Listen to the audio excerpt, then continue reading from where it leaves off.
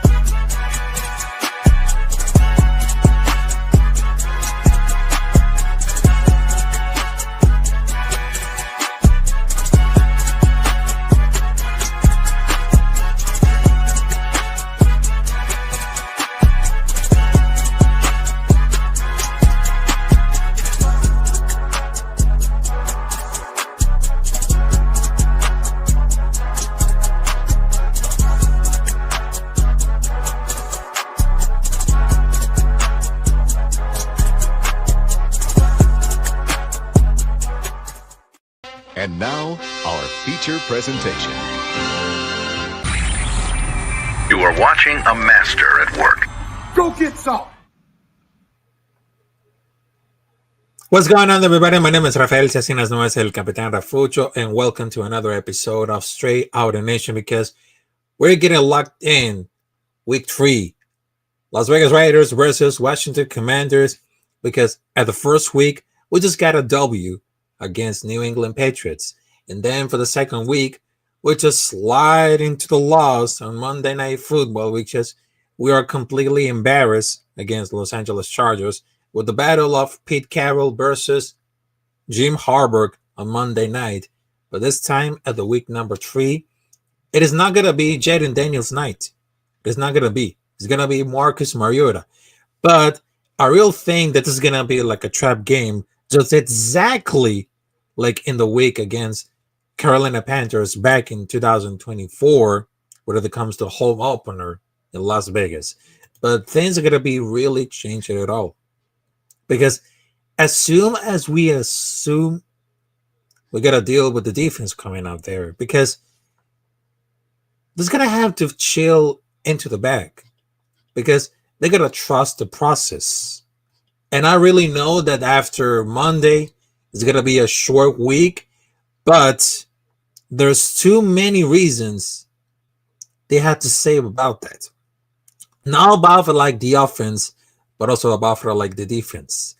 And if we continue to start losing, I mean, there's going to be like a bad situation coming up there. It's going to be like a bad situation. But as a matter of fact, because this right here, the week number 3, they're going to need like a peep talk, but it's going to be like a really short, because I understand that the game is going to be at 1 p.m. So let's want to face it at all. It's going to be any given Sunday, just win, baby. And Jackson Powers-Johnson is going to be the key player to play against Commanders. But they need to feed the beast, and we need Jackson Powers-Johnson to start mauling people. And if they're going to stick to Meredith at center, they need to flip. Yeah, they need to flip Jackson Powers-Johnson and Parham, which is, they always suck on left guard and always solid to good at right guard. And JBG played left guard last year and it looked good. And let's just hope that he blocks better than he did in the week 1. But if he doesn't, he can be even worse for the online was against the Chargers. So I was going to tell it. But at the end of the day, let's people never forget they're going to put him back at the center, because they need to make guardian gaps mandatory for linemen starting the college level. And they're going to put it on the center. So come on now. They're going to break someone? Yes, exactly. They're going to see like a losing to the Mariners again? No, I don't think so. I don't think. Because if we got a rock right now, they need to pass today. Not only for the numbers, but also for the leadership. Because we always pass. We always had to establish the run setup for the play action so our receivers can create some separation. And that's what I love it. And to be honest right now, The Washington Commanders defense has a good interior and plug holes, but is very vulnerable to perimeter.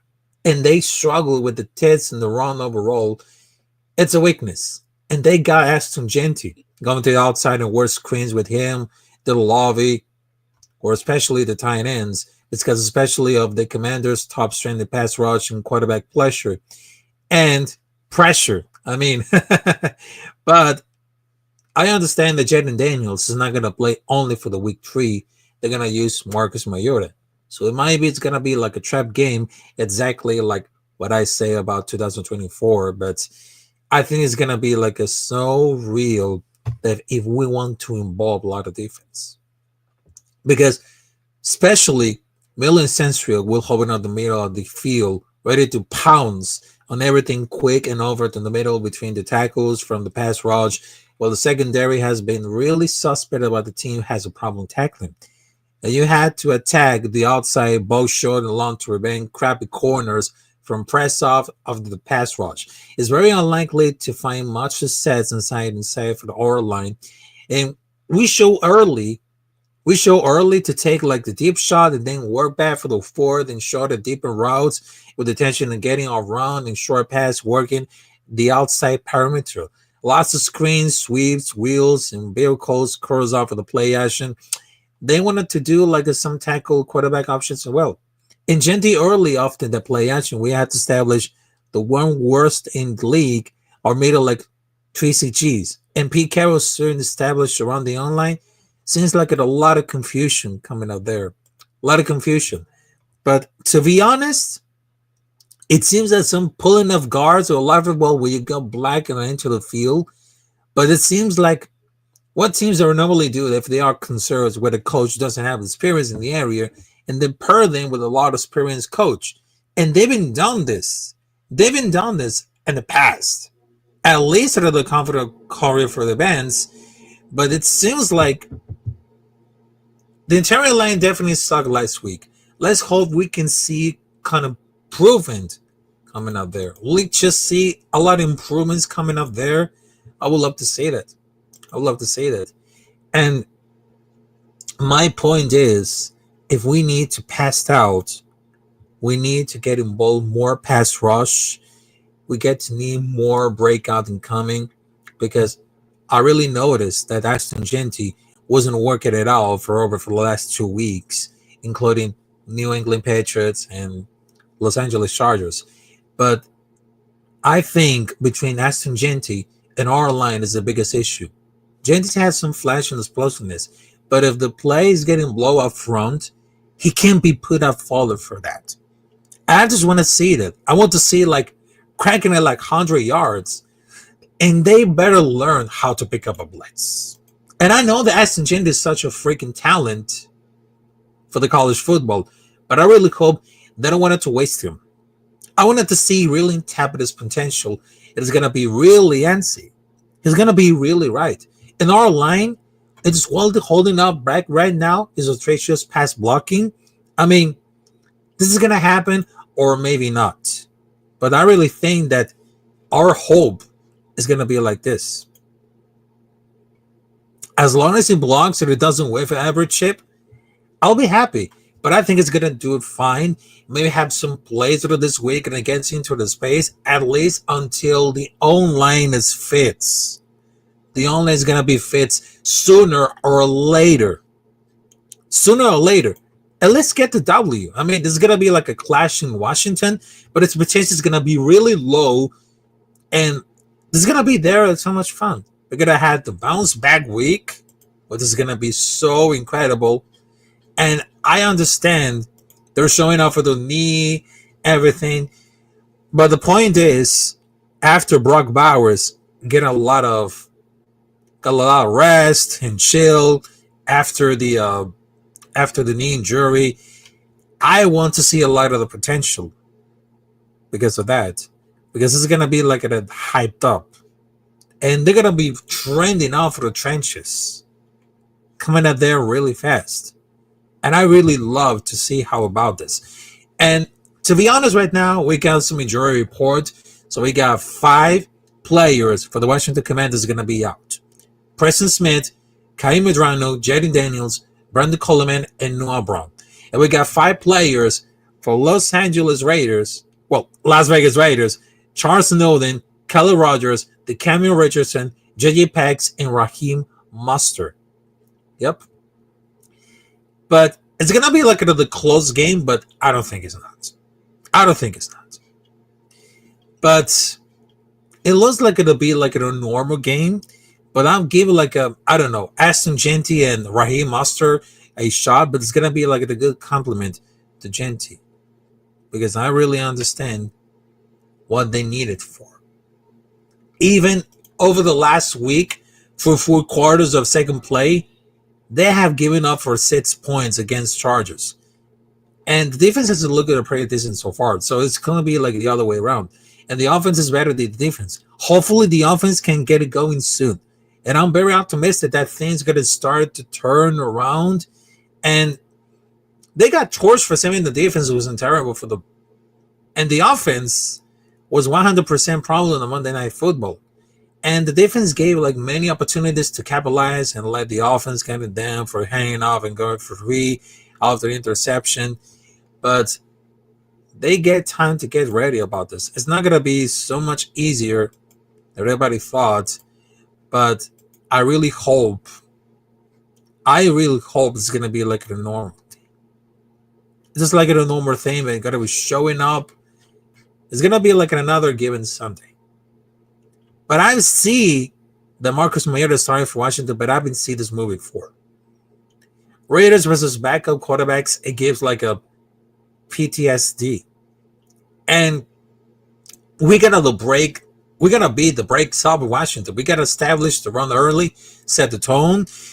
They're going to be incoming for Aston Genty breakup coming.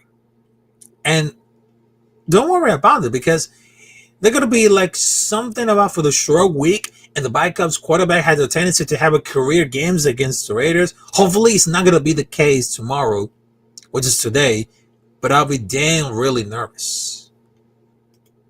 But if it's truly a new era, we have to win games that we're supposed to win. This has to be like get a right game for sure. This is going to be it. This is going to be so really it. I really loved it. And Crosby should eat this game. And Commanders, right tackle has been the right issues if it's tagged with mess.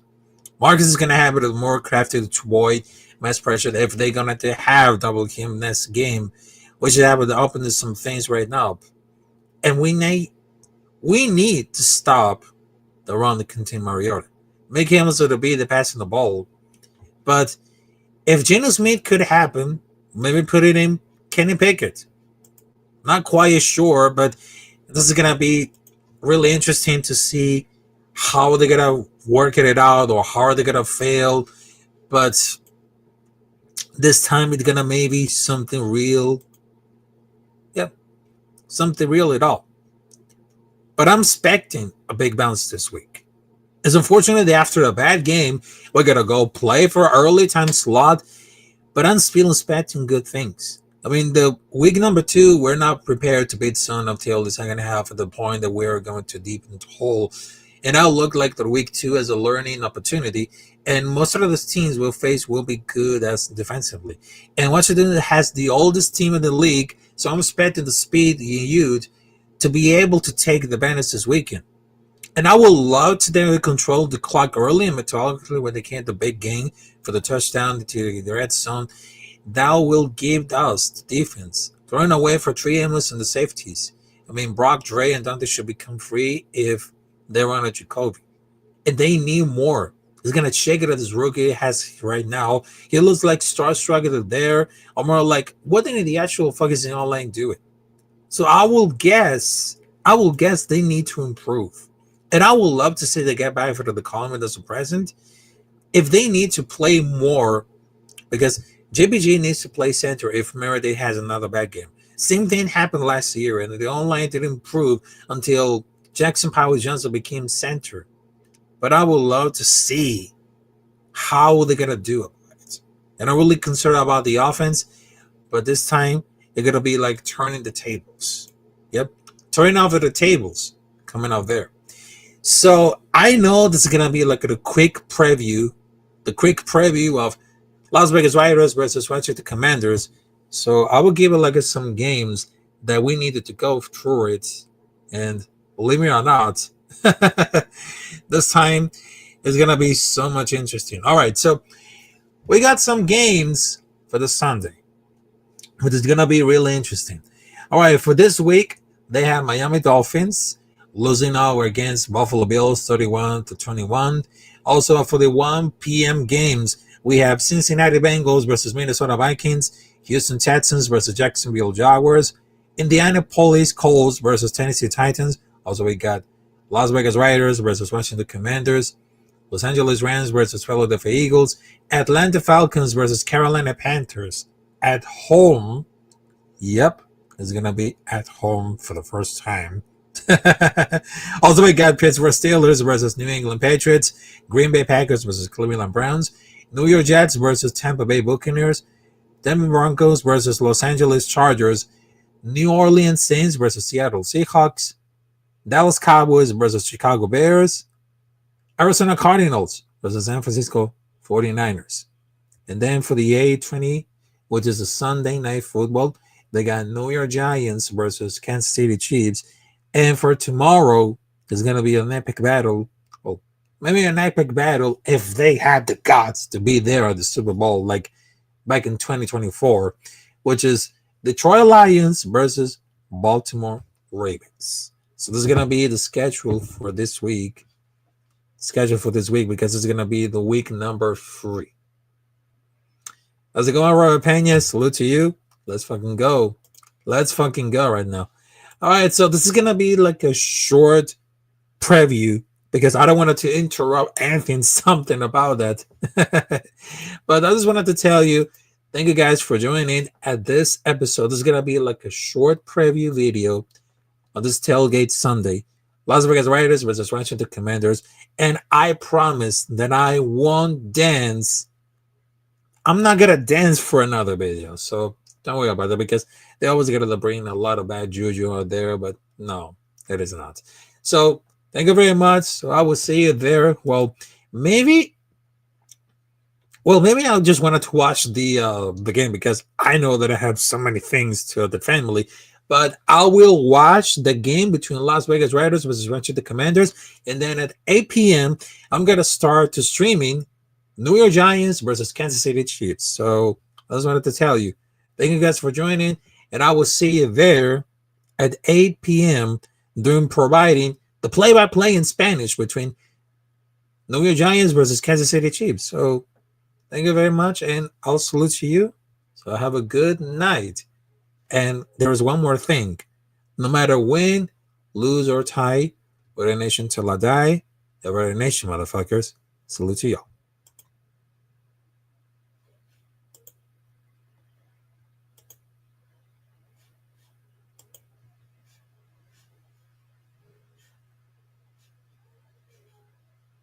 Whoops. I just kind of like the wrong button.